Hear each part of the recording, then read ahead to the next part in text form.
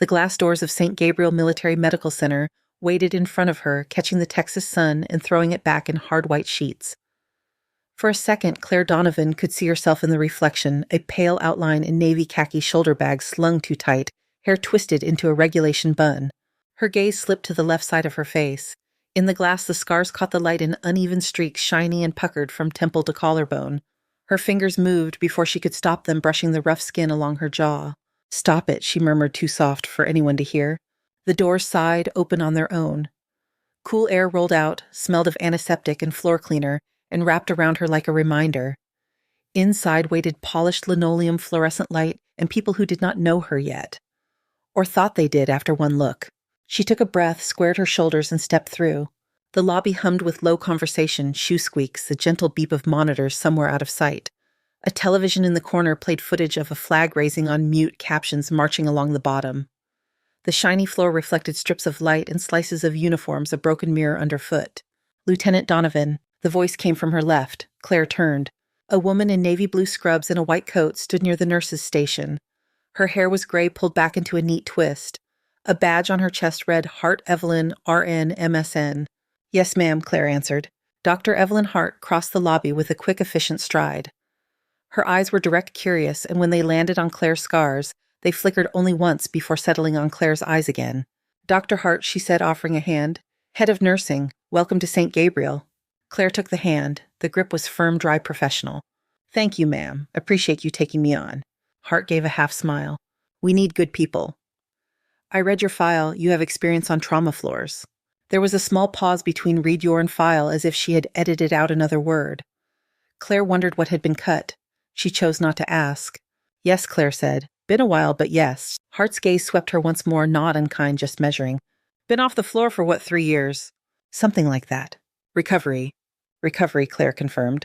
Hart nodded once, a tiny acknowledgement that did not pry and did not pretend to know.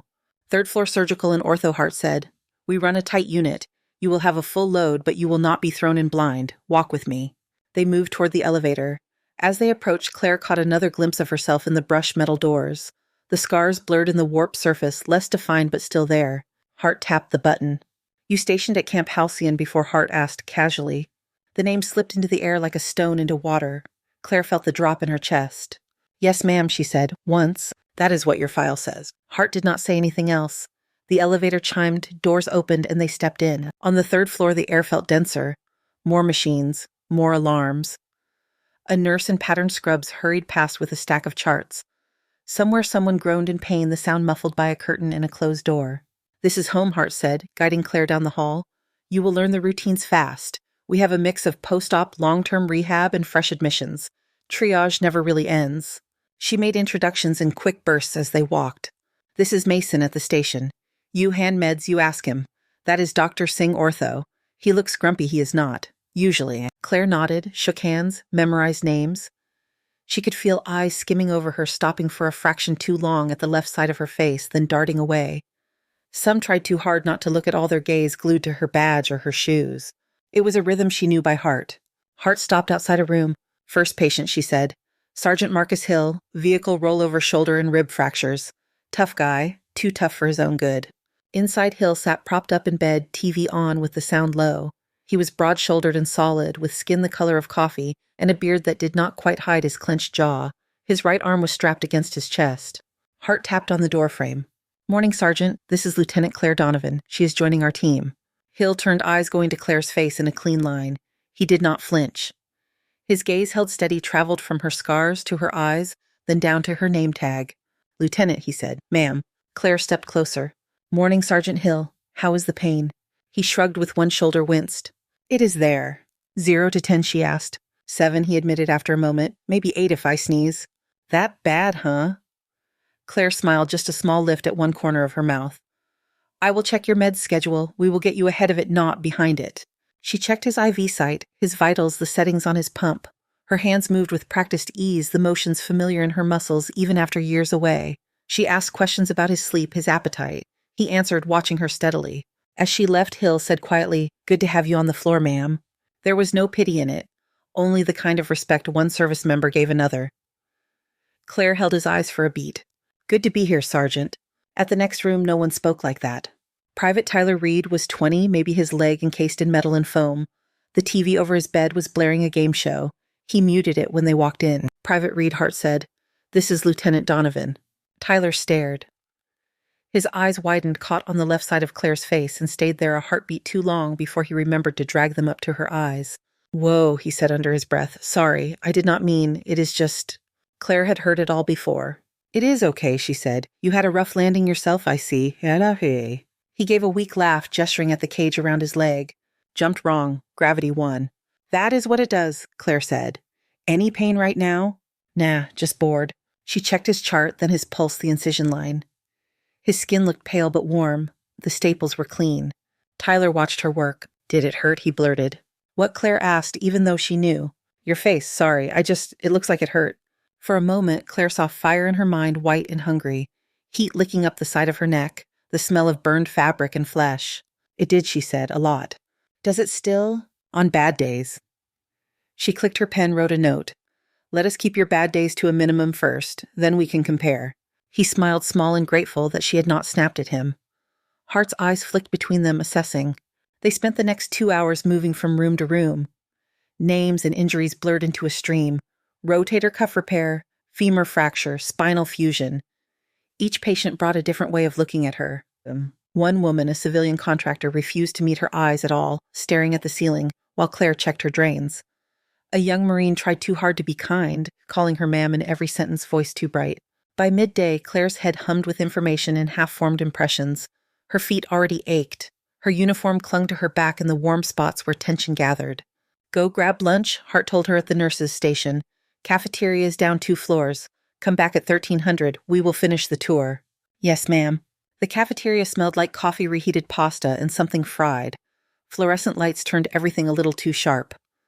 Claire picked up a tray and moved down the line, not really tasting the choices. She ended up with mashed potatoes, green beans, chicken that might have been grilled, and a small coffee. She scanned the room. Uniforms and scrubs filled most of the tables. Conversations rose and fell in waves. In the far corner near a window streaked with sunlight, there was a table with one empty chair. Claire headed toward it, grateful for any open space. She set her tray down and tried to breathe. The coffee was too hot, too bitter. It burned her tongue, but at least it cut through the taste of nerves in her mouth. At the table behind her, 2 voices carried a little too clearly. "I swear, no one told me we were hiring a horror movie extra," one woman said low, but not low enough. Claire's fork froze halfway to her mouth. "Oh, come on," another voice replied. "Be nice." "I am serious, Monica. Did you see her?" The new lieutenant on third patients wake up from surgery. They are already scared, then bang, first thing they see is that face. A short laugh, dry and amused. "They keep telling us we are a healing environment," Jenna Monica said. "Hard sell with that kind of visual." Claire kept her eyes on her plate. Her heart had picked up speed, pounding behind her ribs. She thought about standing up, about turning around, about asking them to say it to her face. Her hand shook once. Mashed potatoes slid against plastic. "She was in some kind of accident, right?" Jenna continued. "You can tell. Burns or something. I do not know. If it were me, I would not leave my house." "Maybe it is some pity hire," Monica said. "Military loves a good wounded hero story. Good for PR." Claire pushed food around her tray. The smell of chicken made her stomach twist. The voices behind her went on, slicing through the clatter of trays and the hiss of the soda fountain. She took a sip of coffee instead of answering them. The bitter heat steadied her hand. A shadow fell across her table. A nurse from another unit smiled at her, distracted, then moved on, not noticing the way Claire's jaw clenched. When the plate was empty enough to make it look like she had eaten, she picked up her tray and walked it to the return window. She did not glance at the table behind her. She did not need faces to match the voices. The names were enough. Back on the 3rd floor, the air felt cooler again. Cleaner, more familiar. She finished the rest of the tour, with Hart learned where supplies were kept, where the staff bathrooms were, which doctor hated being paged twice in a row. By the end of the shift, her body reminded her how long it had been since she had done this for a full day. Her back ached, her feet throbbed, but her hands stayed steady each time she touched a patient. The sun had dipped low by the time she walked out to the parking lot. The reflection in the glass doors was just a shadow, now the scars softer in the faint light. She did not stop to look. Her apartment was small 2nd floor with beige walls and a view of a concrete courtyard. The silence when she unlocked the door settled around her like a blanket. She dropped her keys in a bowl, towing off her shoes in the entry. In the bedroom closet on the top shelf sat a narrow wooden box. She reached for it, fingers brushing dust from the lid before lifting it open. Inside on dark velvet lay a medal that caught the dim light. A silver cross with a blue and white ribbon edges worn slightly from fingers long ago, the Navy Cross. She looked at it for a long moment, the metal cool and remote. Her thumb traced the edge, then she closed the lid and slid the box back into its place under a stack of folded sweaters. In the bathroom, the light snapped on, stark and unforgiving. The mirror over the sink reflected her whole face now, not just the slice she allowed herself at the hospital. The scars glowed a dull red, raised and twisted. The other side of her face looked almost like another person, untouched and plain. She stared for 3 breaths, 4, 5, waiting for the usual rush of shame or anger. What came instead was a tired kind of ache. Claire leaned forward, palms flat on the counter. Steam from the sink curled up, fogging the bottom edge of the glass. The reflection blurred. For a moment, it was easier to look. She turned off the light before the mirror cleared again, letting the room sink into darkness. Outside, somewhere in the city, a siren wailed and faded. Inside in the quiet, Claire lay down on her bed in her uniform, eyes open to the ceiling. Morning would come, and with it the glass doors and the bright hospital lights and the looks that lasted a beat too long. She would go anyway. The alarm on Claire's phone dragged her up out of a shallow sleep. For a second, she did not know where she was. The ceiling was unfamiliar, the gray outline of the fan blades still.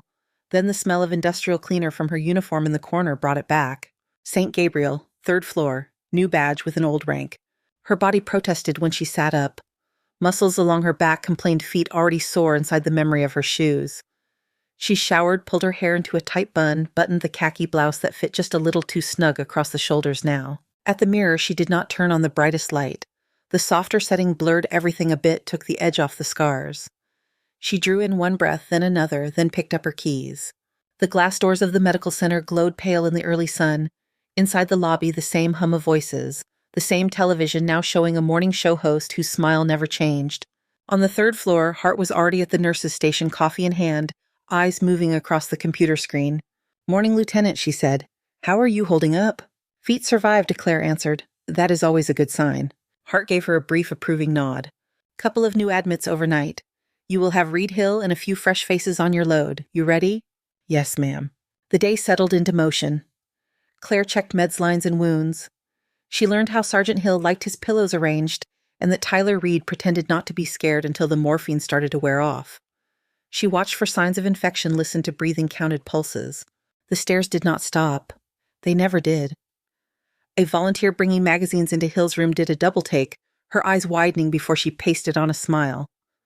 A young corpsman knew enough that his boots still squeaked, kept losing his train of thought whenever he looked at Claire, his gaze pinging off the scars and back to the chart. None of it surprised her. It still scraped. Late in the morning, Claire stepped into a room where an older man lay asleep, chest rising and falling under the sheet. His chart identified him as Colonel Frederick Lang, retired. His wife sat in a chair near the bed, perfectly upright, hands folded on a designer handbag in her lap. She looked up when Claire came in.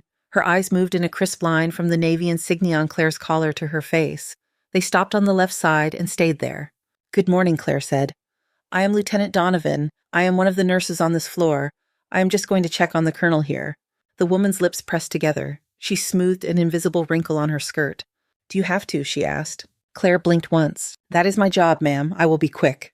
As she moved to the bedside, the woman stood stepping closer to the head of the bed as if to shield her husband. "He has been through enough," she whispered sharply. "He wakes up in a panic. He does not need to open his eyes and see that." Claire kept her attention on the monitors, on the numbers that stayed steady and indifferent. "I understand he has had a difficult time," Claire said quietly. "I will keep things as calm as possible." She checked the IV, adjusted the blanket. The colonel did not stir. "You could ask for another assignment," the woman insisted, voice low but intense. "Something that does not involve direct patient contact. Surely someone has considered that." Claire straightened and met the woman's eyes. "Your husband deserves the best care we can give him," she said. "That is what I am here to do." The woman's gaze flicked to the scars again, then away as if burned. Claire finished her assessment, wrote her note on the chart, and stepped out. In the hallway, she exhaled slow and tight. At the nurse's station, Hart was reviewing orders with another nurse. Claire waited until they finished, then spoke. "Colonel Lang's wife may have feedback for you," she said. Hart's eyebrow twitched. "What kind of feedback?" "The kind that involves not wanting me in his room." Hart frowned, the lines around her mouth deepening. "I will handle it," she said. "You handle the medicine, understood?" "Yes, ma'am." Claire went to the rehab room after lunch. The space was bright with wide windows looking out over the parking lot. Parallel bars gleamed under the fluorescent lights. Resistance bands hung from hooks like limp flags. Corporal Eli Ramirez waited near the bars, his arm in a sling, his face set in a stubborn line. He had the lean build of someone who had been very strong for a long time and did not like being reminded that things were different now. "You are late," he said when Claire approached. "I'm exactly on time," she replied, checking the clock on the wall. "It just feels longer when you are dreading it." He snorted. "Fair." She helped him position himself between the bars, his injured shoulder braced. Sweat had already started at his hairline, even though they had not moved yet. Slow and steady, she said, "We are not racing anyone." "You ever met my drill instructor?" he muttered. "Everything is a race." "Lucky for you, he is not in charge here." She guided his hand along the bar, supporting his elbow with her other hand. His muscles trembled as he shifted weight. Pain flickered across his face, raw and honest. Claire talked him through it, focusing his attention on breathing on the mechanics of movement. One step, another. The door to the rehab room stood open. In the doorway, a familiar voice floated in. "I swear I would have asked for a transfer on day one. I could never. Jenna." Claire did not look up. Eli did.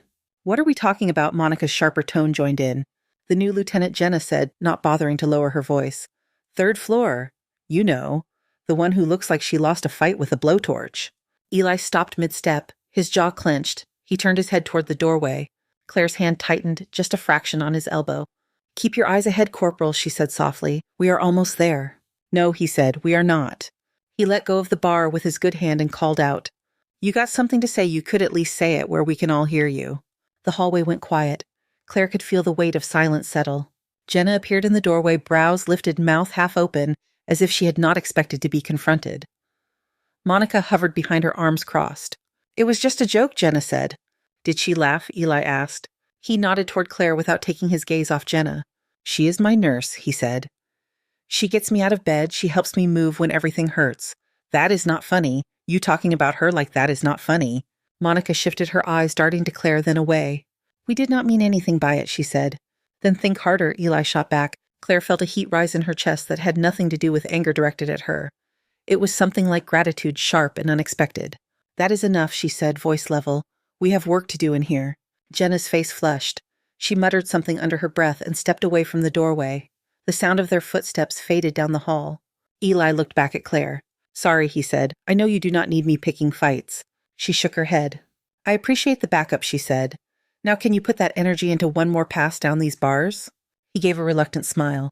"Fine, but only because you asked nicely." They finished the session both a little quieter. When it was over, Eli sank onto a chair, breathing hard. "You know, he said, where I come from, scars mean you survived."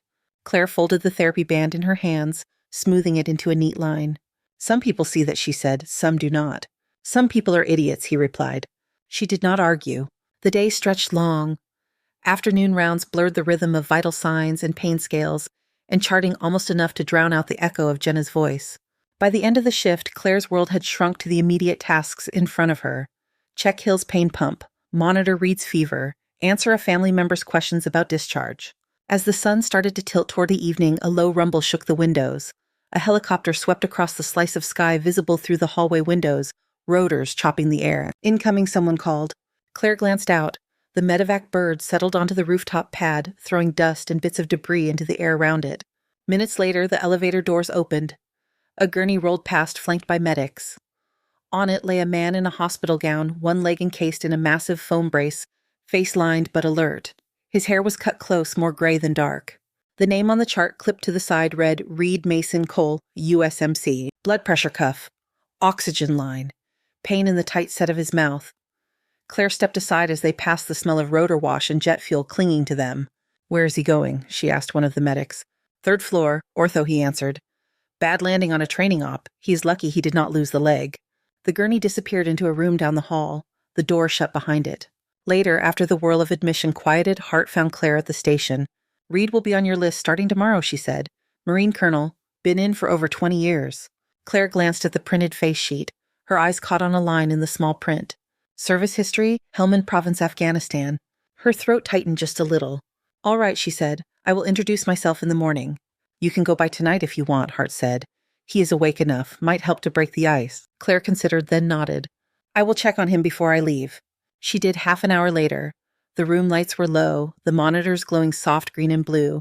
Reed lay with his head raised, eyes on the window where the sky had gone from pale blue to deepening purple. He turned as she entered. "Colonel Reed," she said. "I am Lieutenant Claire Donovan. I will be one of your nurses." His gaze went first to her uniform, then as with everyone else to her face.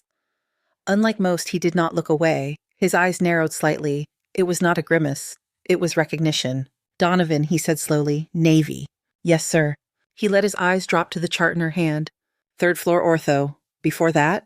She checked his IV, buying herself a moment. "A few places," she said. "Stateside, overseas. Afghanistan," he asked. Her fingers stilled on the tubing. "Yes, sir." "Camp Halcyon." His voice did not change, but something in the air did.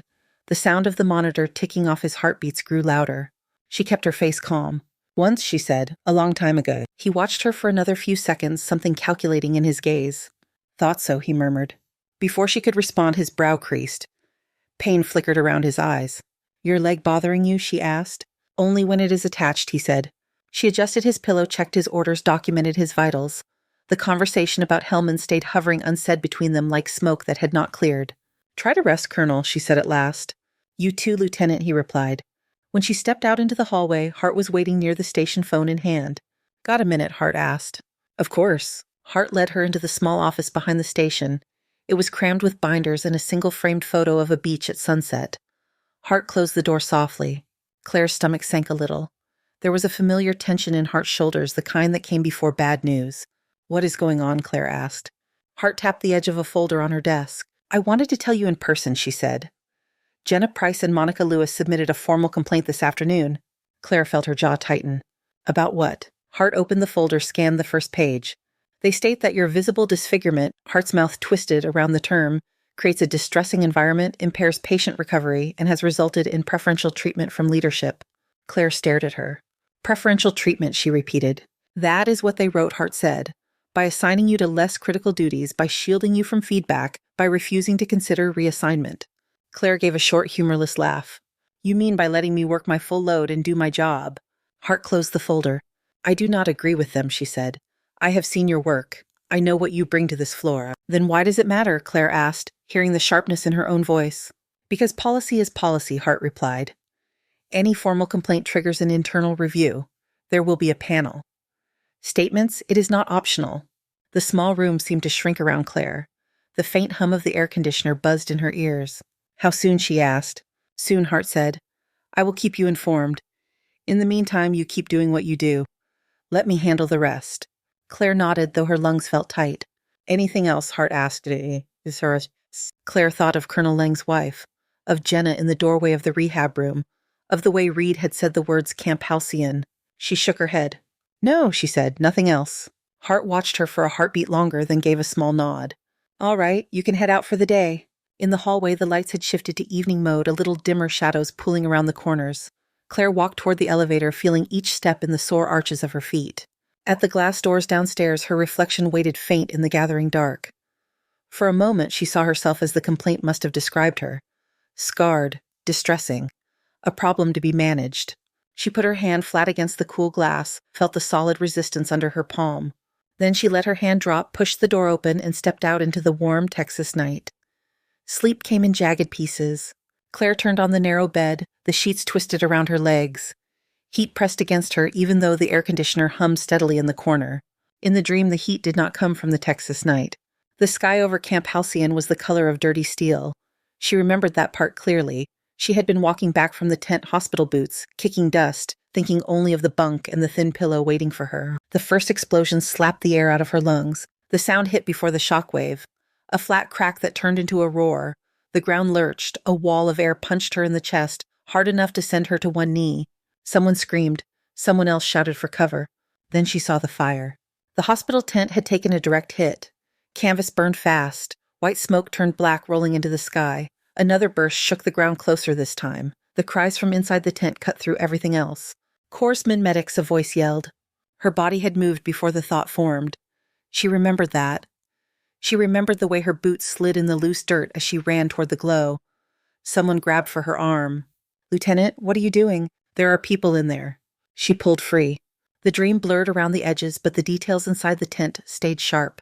Heat slammed into her like opening an oven door with her face too close. Smoke scratched her throat.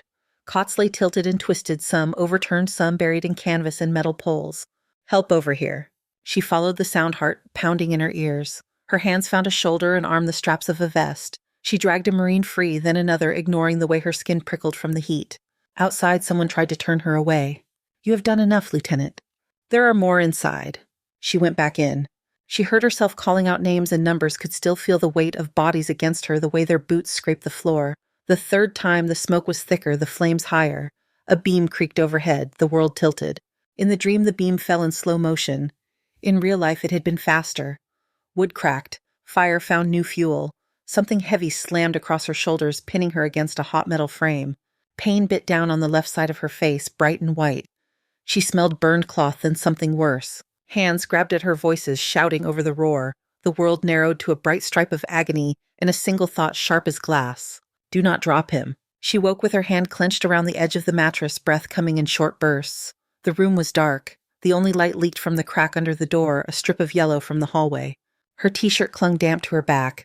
Her mouth tasted like smoke, even though the air in the apartment smelled only of dust and the faint detergent from the laundry bag. On the nightstand, her phone buzzed. A notification flashed across the screen. Missed call, Mom. Claire pressed the heel of her hand against her eyes, counted slowly until her breathing evened out. The ceiling above her was smooth and white, not canvas. No alarms, no fire. She reached for the phone, thought about calling back, then set it face down and closed her eyes again. Morning came on time, indifferent to what had happened in her head. The hospital looked the same. The glass doors reflected the parking lot, the flag on its pole a slice of blue sky. If she squinted, she could almost pretend the scars on her face were just shadows from the frame. On the third floor, the overnight shift was handing off. Hart was in her office, the door half open. Voices drifted from inside.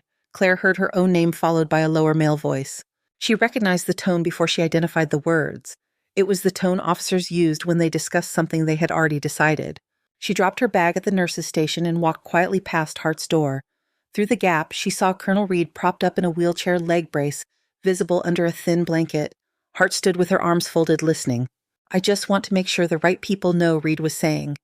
She did not put it on her file, but the Marine Corps does not forget. Hart glanced toward the doorway at the sound of footsteps. Claire kept moving. At the station, Mason handed her a stack of charts. Morning, Lieutenant. He lowered his voice. Colonel Reed is already stirring up trouble. In a good way, I think. What kind of trouble? Claire asked. Phone calls, names. Some acronym office that sounds important.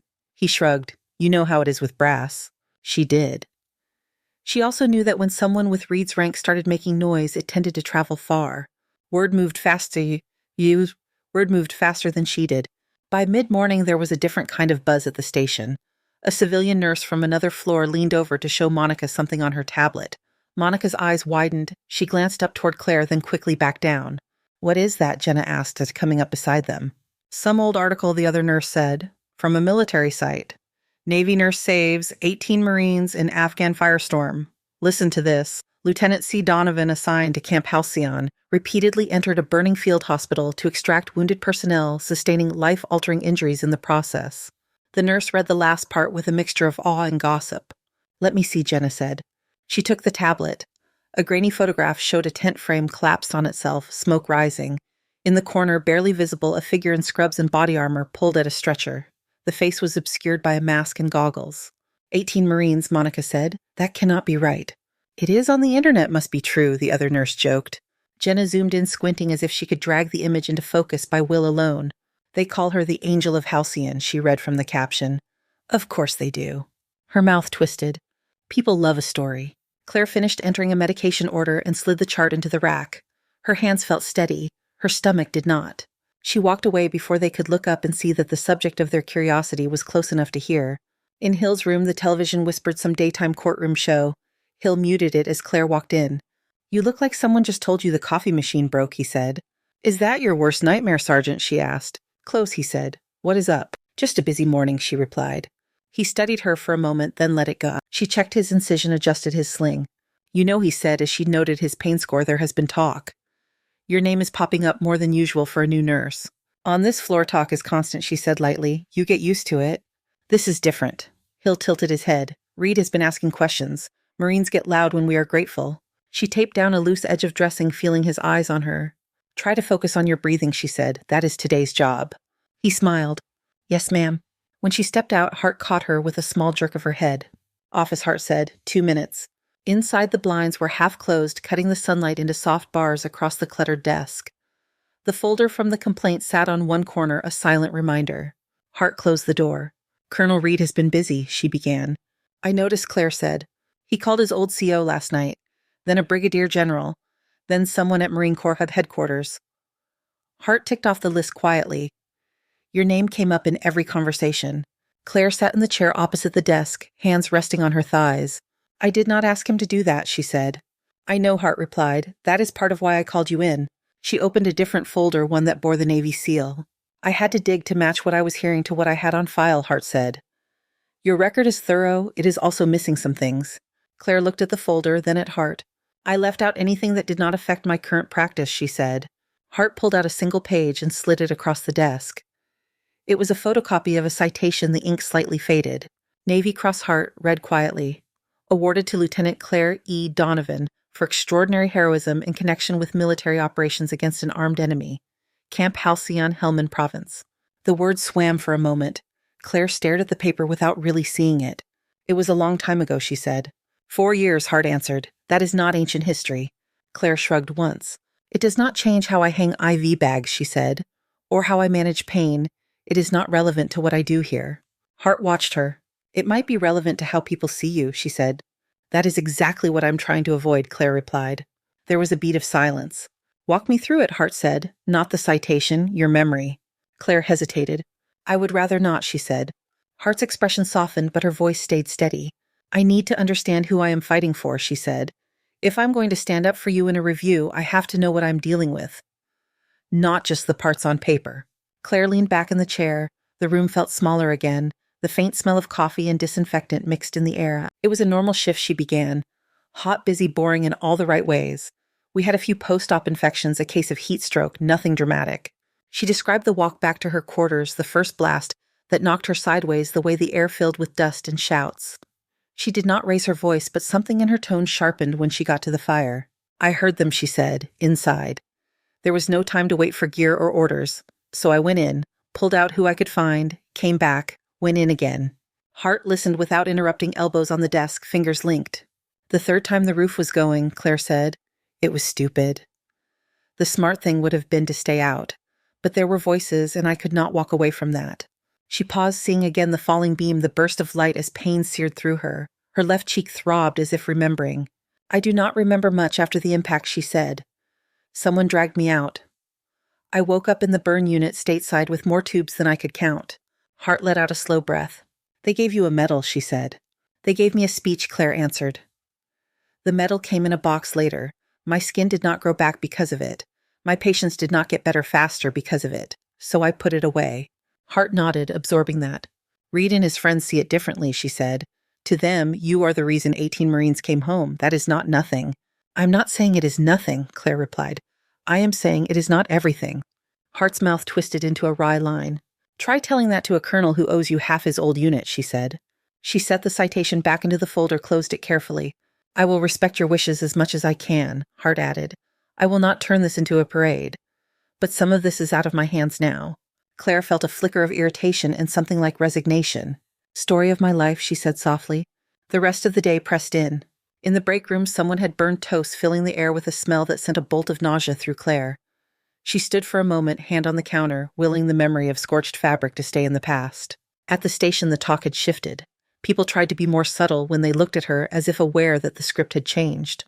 Did you hear a young medic whisper to another? She is like a real hero. Keep your voice down, the other replied. She is right there. Jenna kept mostly quiet. Her eyes slid away whenever Claire approached. Monica looked as if she wanted to say something and did not. Late in the afternoon, Hart called Claire back into the office. This time her expression held something like satisfaction. Update, she said, the complaint has been withdrawn. Claire sat slowly. Withdrawn, she repeated. Jenna and Monica filed a retraction, Hart said, stated that they misjudged the situation and that their previous assessment was unfair. Claire laughed once under her breath. They found religion, she said. They talked to Colonel Reed, Hart answered, and to a major who served at Halcyon. That seemed to adjust their perspective. She tapped the original complaint folder. For the record, I am still documenting their initial behavior, she added. This does not disappear because they changed their minds under pressure. They will be on watch. Claire looked at her hands. So now I am acceptable because someone told them a story that fits better with their idea of who deserves to be here, she said. Not because they saw me do the work. Hart held her gaze. Some people need a story to see what is in front of them, she said. I wish that were not true. In the meantime, the complaint is gone. You keep your focus. Claire nodded, though the knot in her chest did not fully loosen.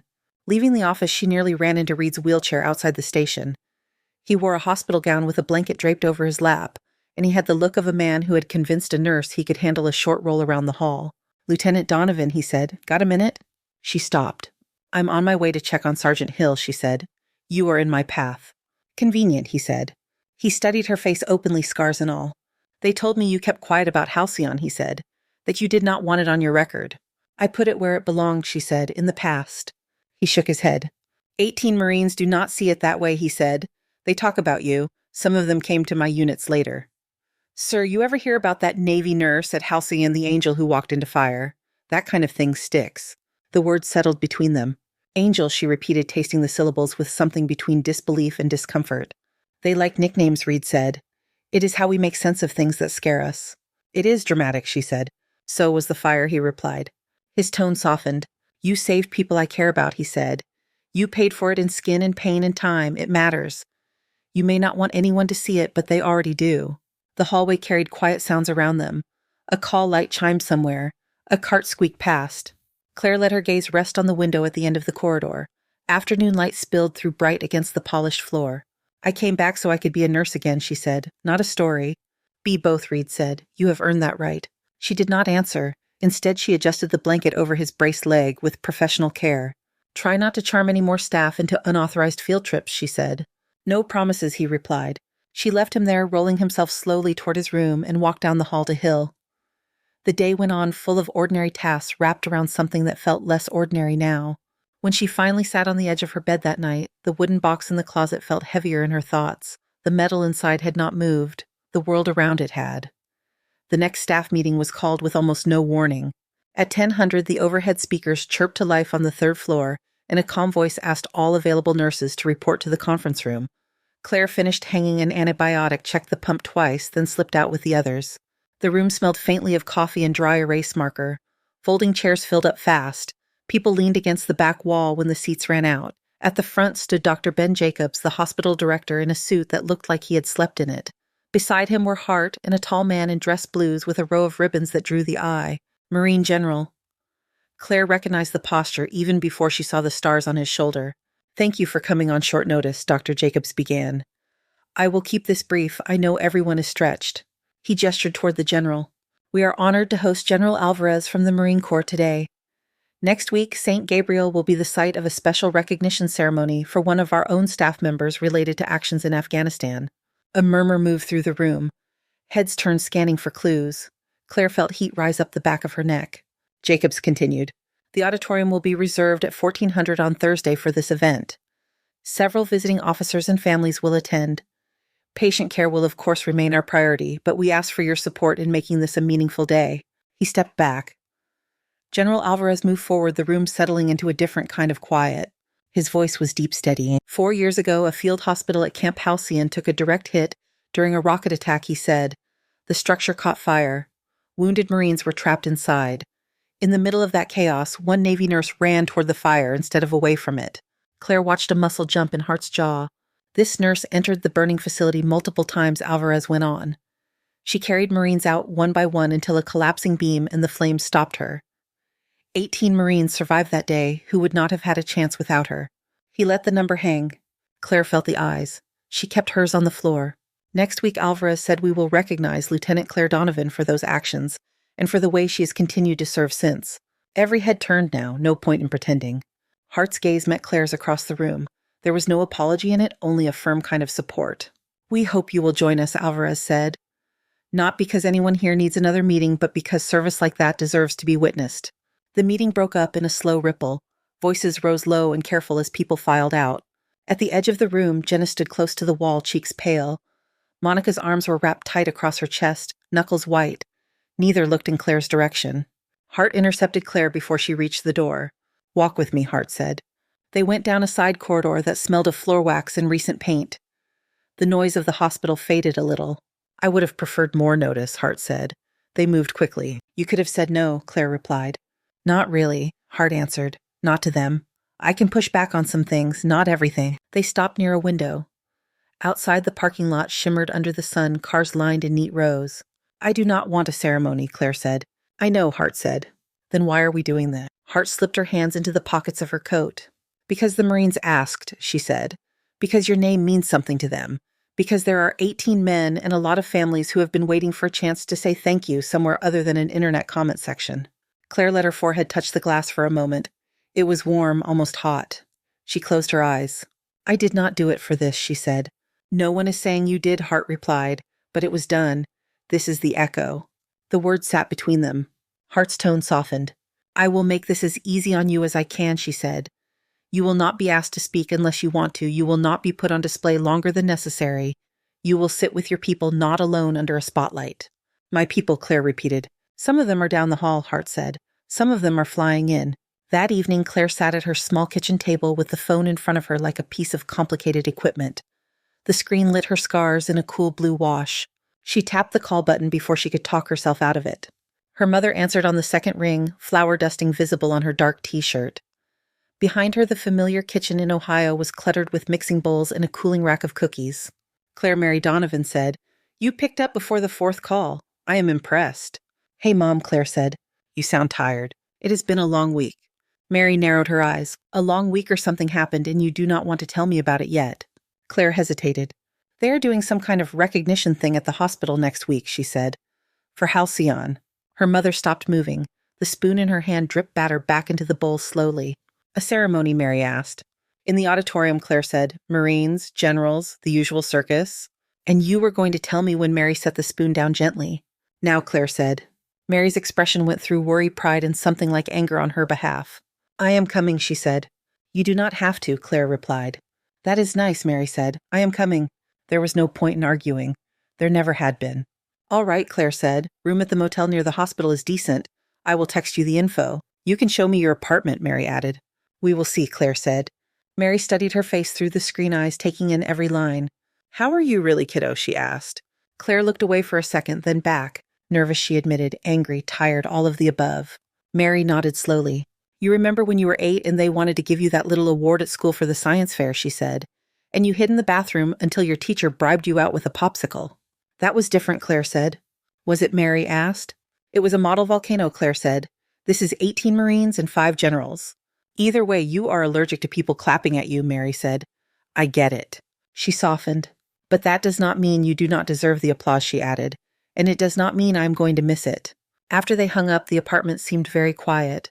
Claire sat for a long time, fingers resting on the wooden box in the closet without opening it. The days leading up to Thursday blurred into a strange mix of routine and anticipation. Work stayed busy, wounds needed cleaning, charts needed updating, pain needed managing. In the rehab room, Eli grinned when she told him in as few words as possible about the ceremony. You going to wear the medal? He asked. I do not know, she said. Feels like too much metal for one chest.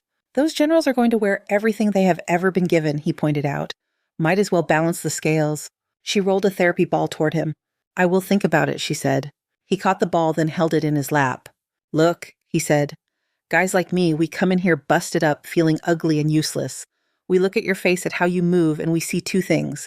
1, you got hit hard. 2, you are still here walking around bossing us into doing our exercises. I prefer the term encouraging, she said. Whatever, he said. Point is, you are what it looks like to keep going. Let them see that. He tossed the ball back to her. On Wednesday in the hallway by the supply closet, Monica stopped Claire with a tentative lieutenant. Claire turned. Monica's expression was a knot of embarrassment and something like shame. I wanted to say Monica began, then paused. About before. In the break room. The cafeteria. I was wrong. The words came out stiff, but they were there. Claire studied her. You already put it in writing, Claire said. It is not the same as saying it to your face, Monica replied. For a moment, the air between them held all the things that had been said, all the ways they could not take them back. Noted, Claire said. Thank you. Yes, thank you.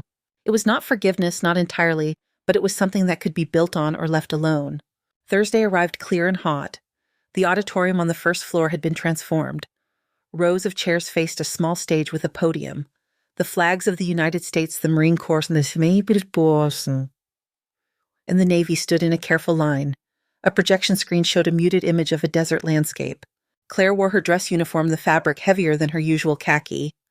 The Navy cross ribbon sat above her heart, a small rectangle of blue and white against the dark wool.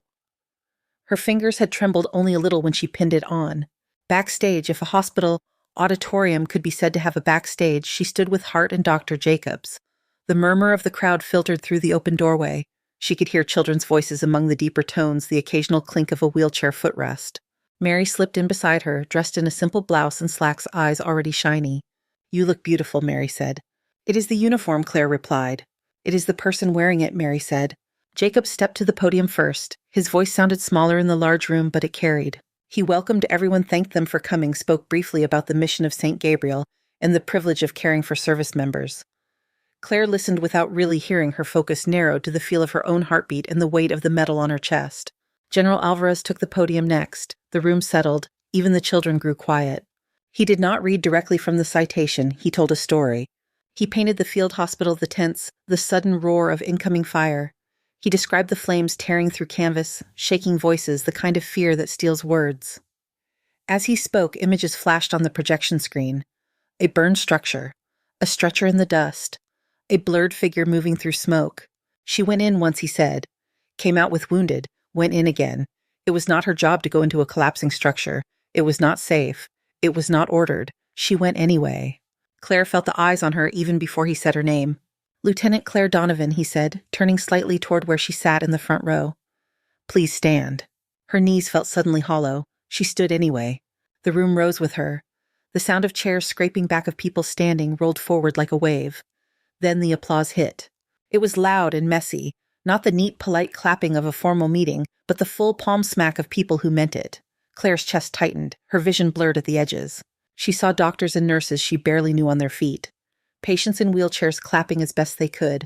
A man with a prosthetic leg stood using the arm of his chair for balance and brought his hands together slowly, deliberately. She stood there, hands at her sides, face hot, letting the noise wash over her. When it finally faded, Alvarez spoke again. "The Marines she saved that day are here," he said. "They wanted to thank her themselves." From the side of the stage, a line of men walked out. Some wore dress uniforms, some wore suits. One had a cane, another had a brace on his wrist. All of them had the look of people who had seen a lot and survived it. They crossed the stage and came down the steps toward her. The first Marine to reach her was taller than she remembered any of them being. He stopped in front of her heels, clicking together, and snapped a salute. "Ma'am," he said, "I am Staff Sergeant Luis Martinez. You pulled me out first." She returned the salute, her hand unsteady. He broke into a grin, reached into his pocket, and pulled out a folded photo. He showed her an image of 3 kids in a backyard, a woman holding a cake, streamers in the background. "My family," he said. "They are here because you were there." Her throat closed. She nodded once hard. Each Marine stepped forward in turn. Some gave their names. Some did not need to. One thanked her for holding pressure on his chest wound while the ceiling fell. Another reminded her that she had yelled at him to keep his eyes open, that he had been annoyed at her tone even while he bled. They laughed, some of them, in that quiet, surprised way. One, a captain with short dark hair, pulled her into a hug so sudden she almost lost her balance. "You gave me a wife and 2 little girls," he whispered near her ear. "I do not know how to repay that, so I brought them to clap." Over his shoulder, Claire saw 2 small faces peeking from the aisle, eyes wide. When the line of Marines parted, 4 generals stepped forward as a group. General Alvarez, another with a square jaw and silver hair, General Harris, whose name she had heard in passing, behind them the Commandant of the Marine Corps. They came to attention in front of her. The room seemed to pull in around them. The Commandant spoke. "Lieutenant Donovan," he said, "on behalf of the Marines, you saved their families and the Corps. Thank you." Then he raised his hand in a salute. The other generals followed, 4 sets of fingers to 4 brows. It was backwards, all of it. The wrong people saluting, the wrong direction of honor. Claire's hand came up automatically, her body obeying years of training. She returned the salute, eyes stinging, shoulders square. The moment stretched, then broke. Hands lowered, the room exhaled. The rest of the ceremony passed in a series of images. A framed certificate, another medal pinned beside the old one, a group photo with so many uniforms that the backdrop was a field of navy and green. Later in the courtyard outside, the air was cooler. Trees cast mottled shade over the benches. The sound of traffic on the main road felt far away. Claire sat beside her mother on a wooden bench. Mary held a crumpled tissue in one hand. "You did all right," Mary said. "I stood up," Claire said. "I did not fall over." "That is more than some people manage at weddings," Mary replied. They sat in silence for a while. Voices drifted from the open auditorium doors. Laughter. The clink of coffee cups. Claire looked at the photo in her hand, one of the many pressed on her during the reception. It showed a Marine in uniform, his arm around a woman in a sundress. 2 children in front of them all smiling at the camera. "You okay?" Mary asked. Claire took a breath that seemed to reach deeper than most. "I thought about quitting," she said quietly. "More than once. I thought maybe it was not worth it anymore. The stares, the whispers, today seeing them, seeing their kids. It makes those nights feel different." Mary watched her face. "Does it change how you see yourself?" she asked. Claire turned her wrist, looking at the pale skin where her hospital ID band had once been the ridges of scar tissue, pulling her left cheek when she smiled. "A little," she said. "Enough." She slipped the photo into her pocket and stood. "I have to check on my patients," she added. "They did not get a day off for this." Mary squeezed her hand. "Go do your job," she said. "I will be here when you are done." The sunlight caught on the glass doors as Claire walked back inside. Her reflection was there again, faint but present. Uniform straight, metal shining, scars impossible to miss. She met her own eyes in the glass for a heartbeat, then pushed the door open and went back to the floor. The ceremony did not change the way the 3rd floor smelled the next morning. Antiseptic warm plastic cafeteria. Coffee drifting in from the hall. Machines hummed. Call lights blinked. Hill still wanted his pillows a certain way. Reed still complained about the hospital food and asked for contraband fries. What changed was the way people said her name. "Lieutenant Donovan, can I run something by you?" "I heard what you did, ma'am. It is an honor." The words came from residents, medics, even a janitor pushing a mop who stopped just long enough to nod at her with quiet respect. Claire took it all in with the same outward calm she brought to wound care.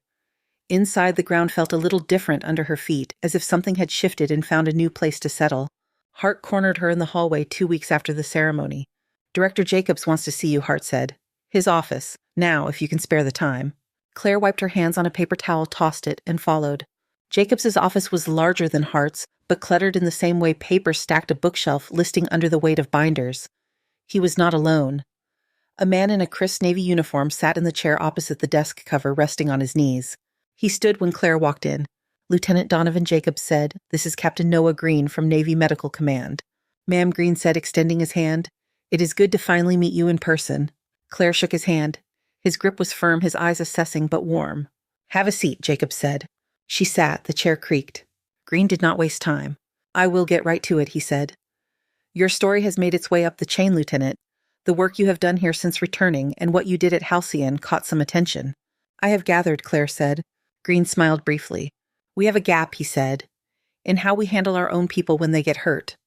Docs, nurses, corpsmen, medics. They get injured physically or otherwise and we patch them up, then we do not always know what to do with them. Some leave. Some stay and burn out quietly." Hart shifted as if she had been waiting for someone to say this out loud. "We want to build something better," Green continued. "A dedicated program to help injured medical personnel return to meaningful service. Retraining, counseling, mentorship.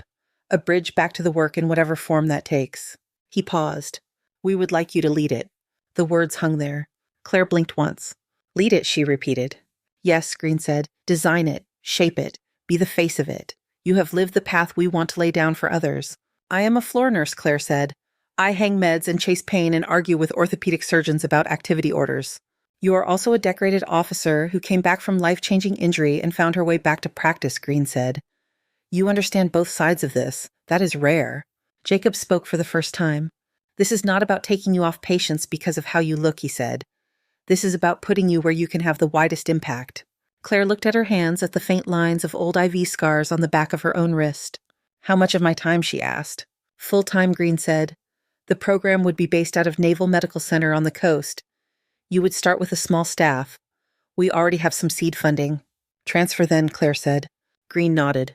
"You would not be abandoning anyone here," Jacob said. "They will be taken care of.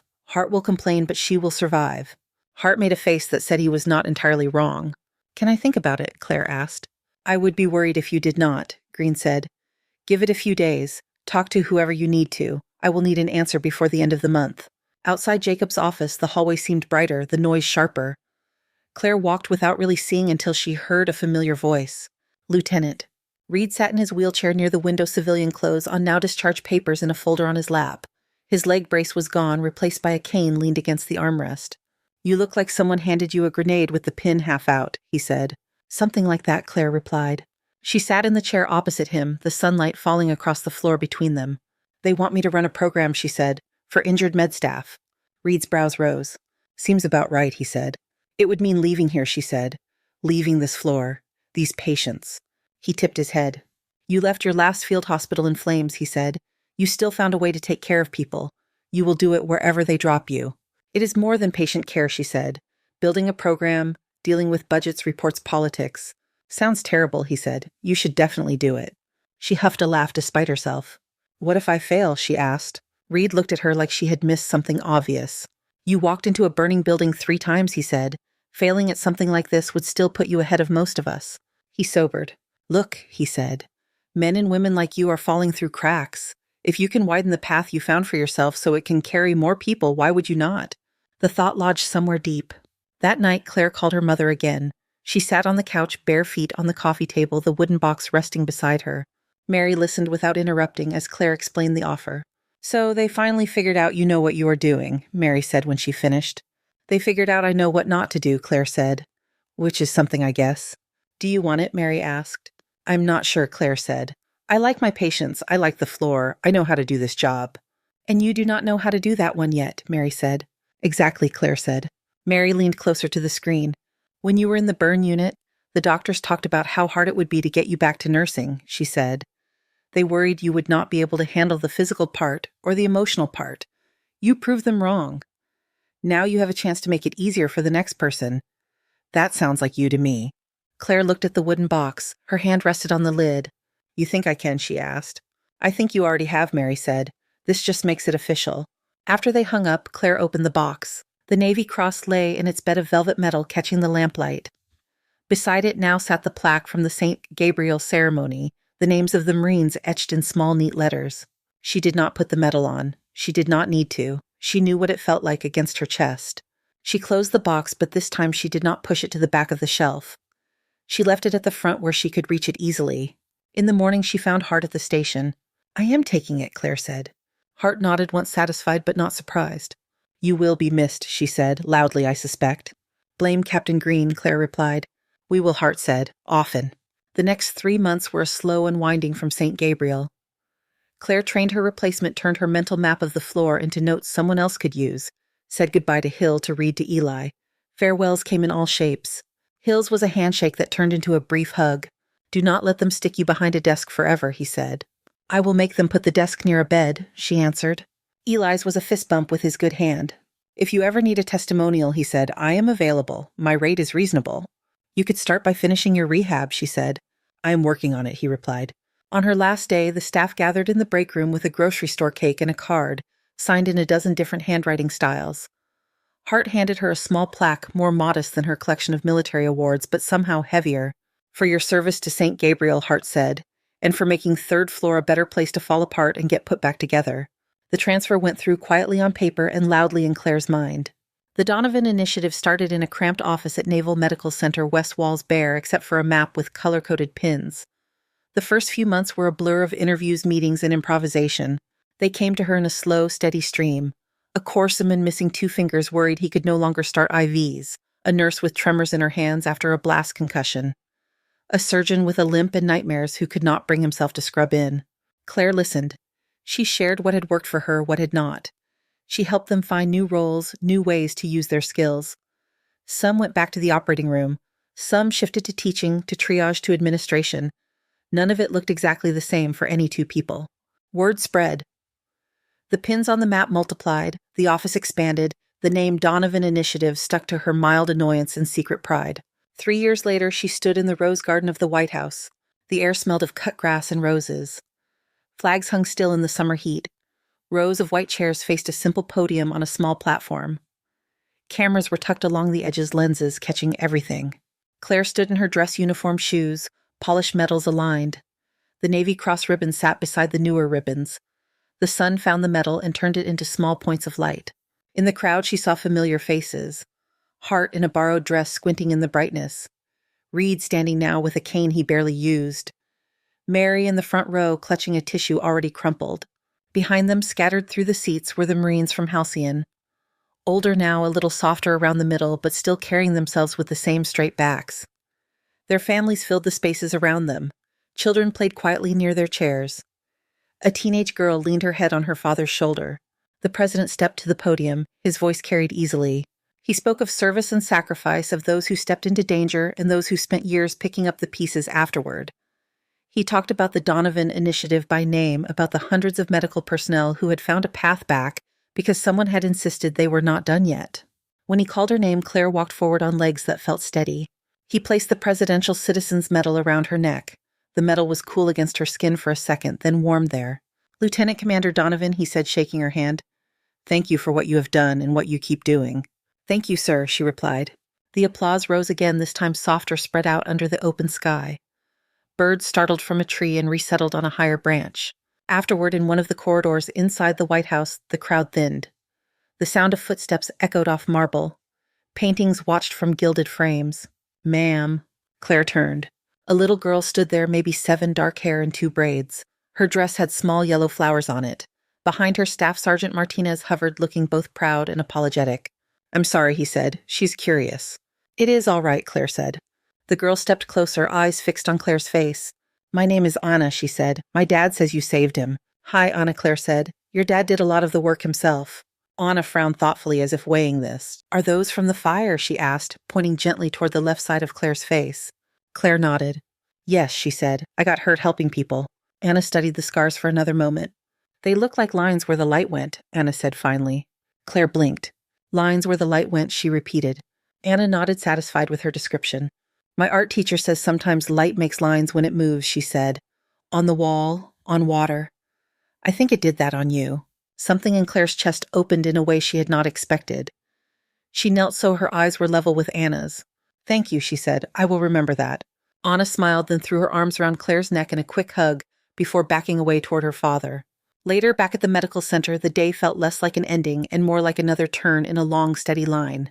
In a rehab gym much like the one at St. Gabriel, she stood beside a young medic named Harris, who had burns across his jaw and neck, shiny and tight.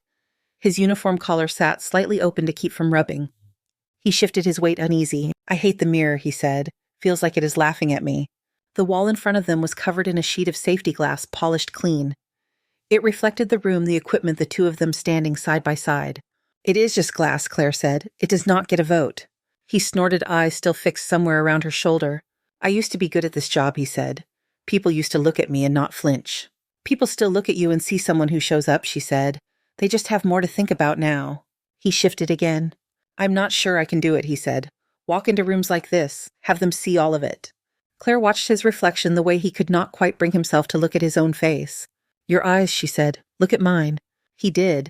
In the glass, 2 scarred faces lined up, hers older, his newer. "You do not have to like what you see today," she said. "You do not even have to look long. But you do not have to look away forever either." He held her gaze another second, then glanced at his own reflection. The movement was small, but it was there. The afternoon sun filtered through the high windows, catching the glass and laying a pattern of light across the floor. It traced faint lines over their boots, over the parallel bars, over the scars on their faces. Claire stood beside him, steady, watching the way the light moved. Thank you so much for listening to today's story. If this story resonated with you or made you reflect, I'd love to hear your thoughts, so feel free to share them in the comments below. And don't forget to like, subscribe, and hit the notification bell so you won't miss the next story.